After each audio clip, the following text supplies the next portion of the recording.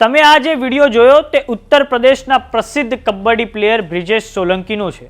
આ વિડીયોમાં તેઓ રેબીઝ એટલે કે હડકવાથી તડપી રહ્યા છે। આ હડકવા થયો એટલે કેમ કે થોડાક સમય પહેલા બ્રિજેશે એક ગલુડિયાને નાળામાંથી બચાવીને બહાર લઈ આવ્યા ત્યારે આ ગલુડિયાએ ખેલાડી બ્રિજેશ સોલંકીને બચકું ભરી દીધું હતું। તે પછી બ્રિજેશે ના કોઈ વેક્સિન લીધી ઉપરાંત તે ઘાને બેદરકારીપૂર્વક તેમણે લીધો હતો અને હવે રેબીઝ એટલે કે હડકવાથી તેમનું મૃત્યુ થયું છે। તો આવો જાણીએ આખી ઘટના વિશે વિસ્તારથી। નમસ્કાર, જમાવટ સાથે હું છું પાર્થ।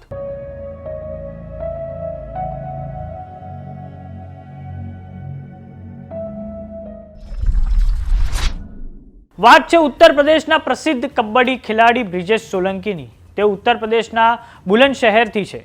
માર્ચ મહિનામાં જ્યારે શ્વાનનું એક ગલુડિયું નાળામાં ફસાઈ ગયું હતું ત્યારે બ્રિજેશ સોલંકીએ તેને બહાર કાઢી તેનો જીવ બચાવ્યો હતો, પરંતુ ગલુડિયાને બચાવતા સમયે આ ગલુડિયાએ બ્રિજેશ સોલંકીને બચકું ભરી દીધું હતું।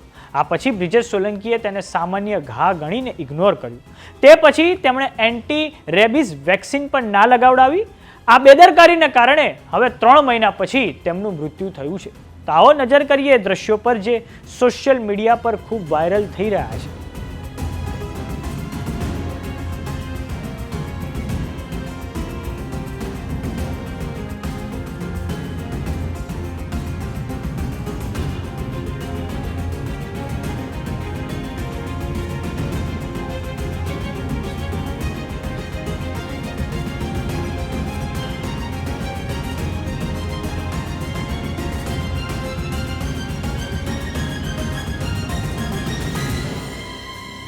ઉત્તર પ્રદેશના સ્ટેટ લેવલના કબડ્ડી પ્લેયર બ્રિજેશ સોલંકીના કોચ પ્રવીણ કુમારનું નિવેદન સામે આવ્યું છે, જેમાં તેમણે કહ્યું છે કે બ્રિજેશને તેના હાથમાં જે ઘા હતો તેણે મહત્વ ના આપ્યું। બાઇટનો જે ઘા હતો તે ખૂબ જ નાનો હતો, માટે તેણે આ ઘાને ગંભીરતાપૂર્વક ના લીધો।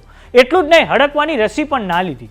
વાત કરીએ સ્ટેટ લેવલના કબડ્ડી પ્લેયર બ્રિજેશ સોલંકીની, તો જૂનની 26મી તારીખના રોજ તેમને પ્રેક્ટિસ દરમિયાન બેચેની લાગવા લાગી હતી। આ પછી બ્રિજેશને જિલ્લા હોસ્પિટલમાં લઈ જવાયા હતા અને ત્યાં હાલત પછી ખરાબ થતી ગઈ। આ પછી નોઈડાની ખાનગી હોસ્પિટલમાં તેમને લઈ જવામાં આવ્યા હતા।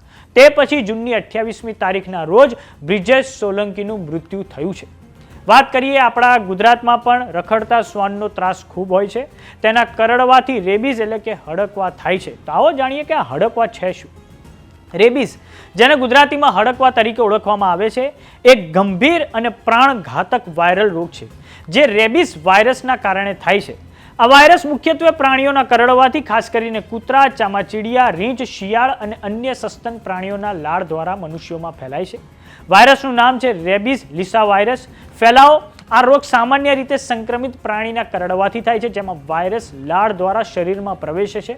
દુર્લભ કિસ્સાઓમાં ઘા અથવા મ્યુકસ મેમ્બ્રેન જેમ કે આંખ, મોં દ્વારા પણ ફેલાઈ શકે છે।